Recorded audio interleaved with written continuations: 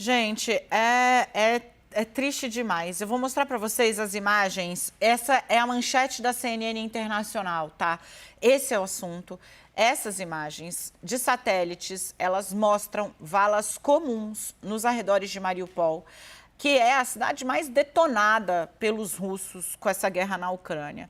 Essas imagens foram feitas pela empresa americana de satélites, a Maxar. Ela vem documentando a invasão russa na Ucrânia. Essas fotos foram tiradas entre os dias 19 de março e 3 de abril. Elas mostram pelo menos 200 novas covas no espaço de 85 metros quadrados.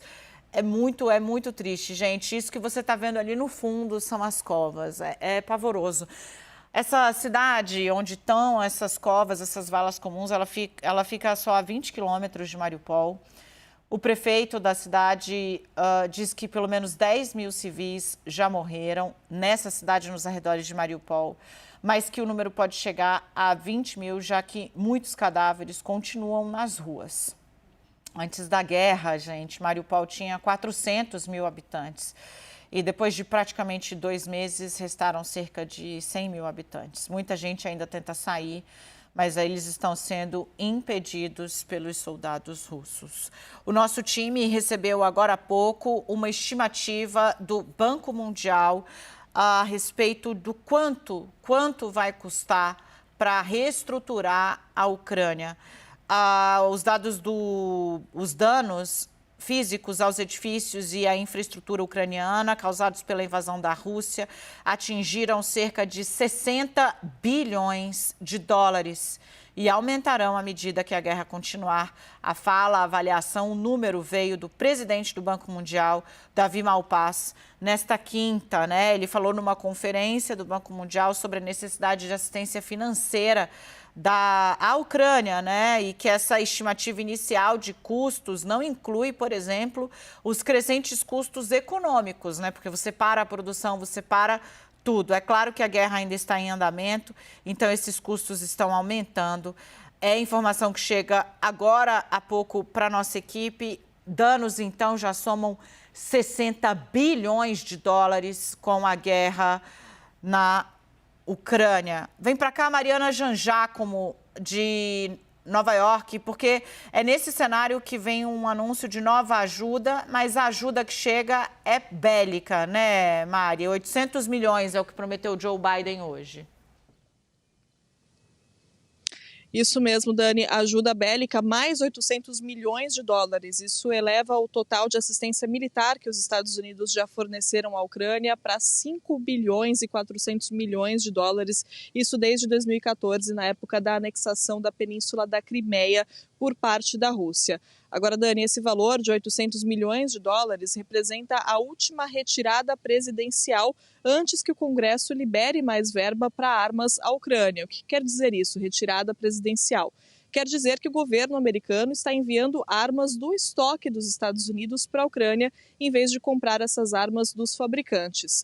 Agora, esse não foi o único anúncio feito hoje pelo presidente Joe Biden. Ele também anunciou uma ajuda de 500 milhões de dólares ao governo ucraniano e uma iniciativa chamada Unidos pela Ucrânia, que é um programa para tentar facilitar o processo de ucranianos que queiram vir aqui para os Estados Unidos. Há algum tempo, Biden fez a promessa de receber até 100 mil ucranianos. E agora, com esse programa, então, ficam estabelecidas algumas regras. Por exemplo, os refugiados que quiserem vir para cá vão ter que ter um patrocinador. Esse patrocinador pode ser uma pessoa, uma organização, uma ONG, por exemplo.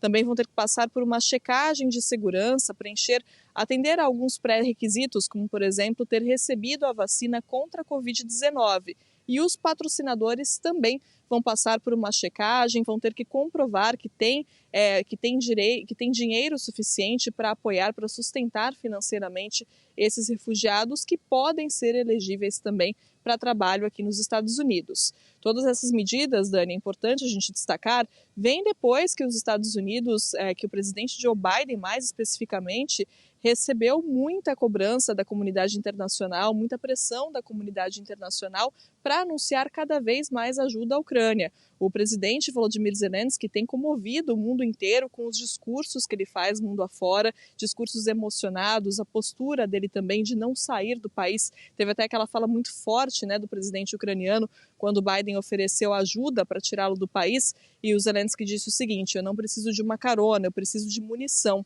Então tudo isso tem efeito sim, tudo isso tem um impacto e faz com que os Estados Unidos anunciem mais ajuda, além também de novas medidas para cobrar, para tentar isolar ainda mais a Rússia internacionalmente. Então hoje também Biden, além da ajuda, anunciou, por exemplo, que navios ligados à Rússia, navios russos, não podem mais atracar em portos americanos. Ele já tinha anunciado que aeronaves russas não podem sobrevoar os Estados Unidos e agora navios russos também não podem chegar aqui à costa dos Estados Unidos. Tudo isso prestes, né, enquanto a guerra, infelizmente, entra nessa segunda fase, uma fase mais concentrada ali na região leste da Ucrânia, aquela região do Donbás, onde ficam as províncias de Luhansk e Donetsk, que o Putin reconheceu como repúblicas pouco antes dessa invasão começar.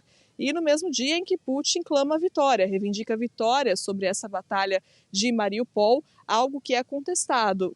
Biden disse, por exemplo, que não há, que essa afirmação é muito questionável, e também o porta-voz do Departamento de Estado aqui, americano, Ned Price, disse que há indícios de forças ucranianas que continuam, sim, na cidade de Mariupol, Dani. Então, 2 meses já de guerra, né, infelizmente, e continua com essa nova fase agora, Dani. Nossa, agora aqui a resistência a que custo, né? Eu estou muito chocada. Como eu disse para vocês, é a manchete da CNN Internacional a descoberta dessas valas, e são valas para enterros em massa, descarte, né, gente? Porque não tem enterro desse jeito. Eu estou até arrepiada aqui, eu trago novos detalhes, Mariana. É absolutamente chocante. Segundo o prefeito de Mariupol, nesse campo, gente, essas imagens que você tem, eu vou me aproximar aqui para poder descrever para vocês de maneira mais clara ali. Tem uma outra foto, Edu, que ela mostra com mais clareza. Aí, perfeito. Gente, essas fileiras aqui, ó, isso mostra a linha do tempo, porque ela foi atualizada. Você vê que essas fileiras foram aumentando.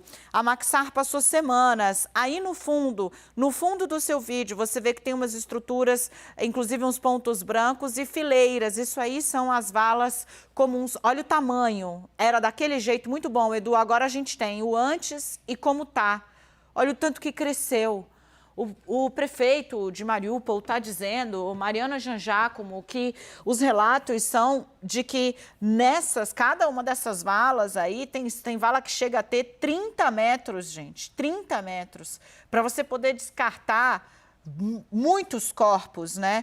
E que os corpos estão sendo tirados de Mariupol em caminhões, e que aí eles são jogados nessas valas que ficam nos arredores da cidade. Ela, segundo o Boichenko, que é o prefeito de Mariupol, ele disse que as valas comuns estavam fora da estrada, de um desvio perto de um cemitério. E, segundo ele, abre aspas, infelizmente nós estamos vendo que os corpos dos moradores mortos de Mariupol começaram a desaparecer das ruas da nossa cidade. É ele quem fala em até 20 mil mortos civis, mulheres, crianças e idosos, abre aspas, morreram nas nossas ruas, nas ruas de nossa cidade por artilharia inimiga, foram bombardeados por aviões.